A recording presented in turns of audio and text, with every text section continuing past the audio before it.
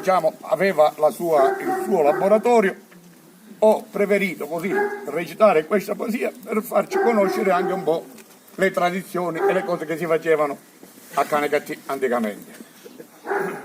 Viciuvedda faceva lo scarparo e nella banna lo basso suonava, ma via certi nisciuti che lo paro non c'era iddu che ce l'appattava. Un suo cliente che era ingegnere si aveva fatto le scarpe risulate e per il pagamento un manieri l'aveva pregato un poco da aspettare. Ma Viciuvedda quando lo incontrava al caffè oppure al passaggio, Ghigne, da fare ci raccomandava.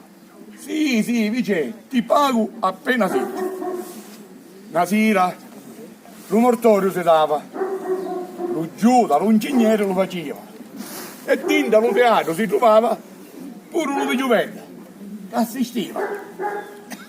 E quando vitti che lo tradimento a Giuda ci fruttà 30 dinari, tempo non persi manco d'un momento e corsa l'ingegnere ad abbordare. Ingegnere, non c'è più meglio occasione.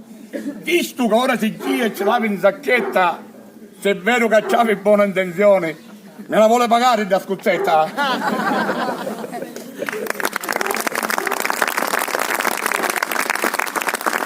Ve ne leggo un altro, questa è di padre